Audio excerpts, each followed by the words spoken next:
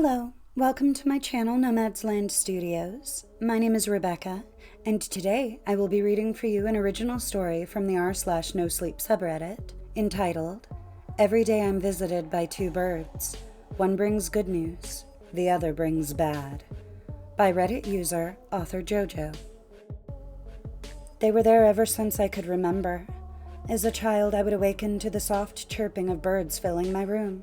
I would rustle in my blanket until I was following the two that sang to me, perched on the windowsill. I'd lay in bed until their song was over and I was able to start my day. But their song carried more than just a pretty tune.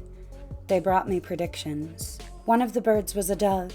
Its beautiful snow-white feathers caught the light of the sun so gracefully. Its bright blue eyes, deeper than any ocean, would observe me as I listened to its song. The dove always sang first, and within its song would be the prediction of something good that would happen in my life. The birds didn't actually say anything, but when their song reached my eardrums, the predictions acted like memories. I could recall things that happened that day, even though they hadn't happened yet. The other bird was a raven. Its ruffled feathers were darker than the spaces between the stars and seemed to soak up the sun. It has beady red eyes that reminded me of the blood moon. After the dove was done, the raven would sing. When its song reached me, I would have a memory of something bad that was going to happen that day. No one ever believed me about the birds. I would try to call my parents into the room as they were singing, but my parents never saw them, even if they were in the room at the same time. So my parents started referring to them as imaginary friends. Since no one else ever saw these birds, I started to believe them. It didn't matter what I believed, though. The birds would continue to visit me like clockwork and tell their tales. Their predictions always came to pass. When I was younger, the predictions were simple and generally innocent. Like when the dove sang that the school would be serving pizza for lunch, and the raven retorted that I would get a paper cut in math class. Sure enough, I would walk to school and at lunch I'd be given 2 slices of pizza. I'd be so content from lunch that I would carelessly pull my textbook from my backpack and a loose page would slice my finger open. It just goes to show you how simple middle school really was. Even back then, bad news wasn't typically that bad. The cut hurt, but it healed in no time. The dove even told me the next morning that I'd get ice cream for being such a brave little girl. The raven said I'd forget my pencils at home. Even if the predictions were things I could easily alter, I never seemed to be able to. Like the day I just mentioned, I made a note to grab my favorite pencil before I left. I was so focused on remembering to do it that eventually I sort of just thought I did until I got to school and discovered no pencils in my backpack. As I grew older, I came to understand that what the birds considered to be good or bad news was relative to my outlook. For example, when I moved with my family and was forced to attend a new high school 2 years into my high school education, I was a bit of an outcast. You know the story. New kid in school becomes the target of ridicule from the queen bee. This queen was named Casey Matthews, and I grew to hate Casey. One morning I sat up in bed and listened to the day's news. When I heard that Casey Matthews was going to fall in gym, I was a bit surprised. I thought it was weird that the raven went first, as the dove always took the lead. When I turned to the birds, however, the raven had just started its song and told me that I got a failing grade on the science test. I didn't want to think I was the type of person who would relish in another's pain, so I dismissed it as a fluke. I had done worse than just getting a failing grade on my test. I had gotten the lowest score in the class and was called out by the teacher for it. I could hear Casey snickering to her friends at the other end of the room. It put me in such a foul mood as we shuffled off to gym class. We had to play basketball, something I was no good at. Everyone was running back and forth as I slowly paced from one end of the court to the other. I was watching Casey like a hawk. I wasn't even thinking of the prediction. I was just so fed up with her attitude. Even as everyone was trying to play the game, she mocked some of the heavier students, all while barely participating. She caught me looking at her and I shot her a fake smile. She rolled her eyes and turned away. As she turned, the basketball whipped by her head, and while it didn't hit her, it did throw her off balance. I watched as Casey Matthews frantically attempted to keep herself upright, but only managed to make the fall even worse.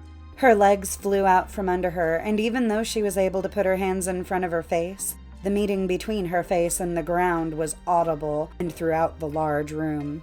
I couldn't help but genuinely beam at the event, biting my lip to stifle the laughter that was trying to crawl out.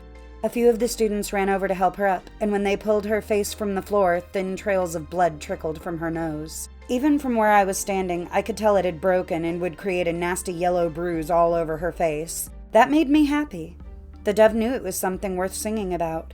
Casey Matthews was a bitch. Up until now, I have kept the appearance of my birds to myself, ever since my parents labeled them as imaginary. Lately, however, I'm becoming increasingly uncomfortable with the songs they've been singing to me. Just about a month ago, I lost my mother to an extensive battle with cancer. I knew before I even left the bedroom that she had died. The raven made sure of that. What did the dove sing for that day? That my mother was no longer going to suffer. Guess one event can carry multiple weights. After she passed, I and my dad tried to carry on.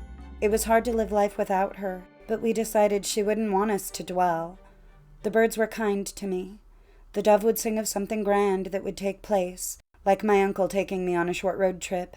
The raven song would carry only small irritations, like getting something stuck in my teeth. I needed time to heal, and the birds knew that. Until my father got sick, too. Only 2 weeks after my mom had passed, he started going in and out of consciousness and had to be hospitalized. I was so angry. I am still so angry. I couldn't understand why I would have to lose one parent only to watch the other start to fade. I became bitter from all of this and would lay in bed, clutching the fabric of my sheets. And when I woke in the morning, I would hear the birds singing. The dove would sing to me that 4,307 people were going to die in a car accident that day. I was shocked that this is something that the dove would tell me until the raven informed me that Dad had to spend another week in the hospital. I'd have to suffer another week without my dad at home, but he wouldn't be driving home that day like he was supposed to. The news boiled down to, a lot of people are going to die today, but your dad won't.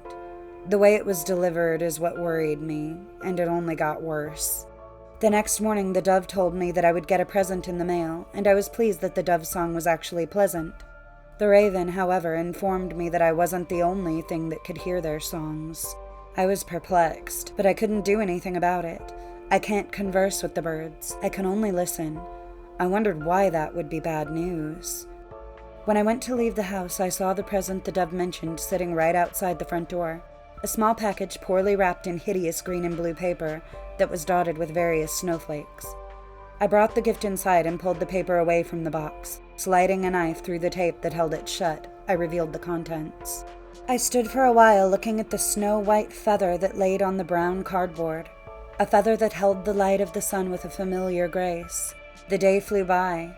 I could only think about the songs I heard in the morning, about what else was listening to the songs.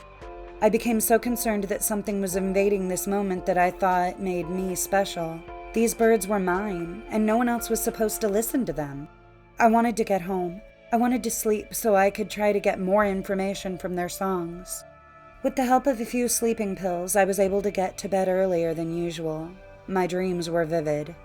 They were of the dark, but the dark was made from the feathers of the raven. They danced by me and tickled my face until I sprang up in my bed. Immediately, I turned to the birds sitting on the window as the dove began to sing. It told me that I was going to live to see another morning, and the raven informed me that it was getting closer.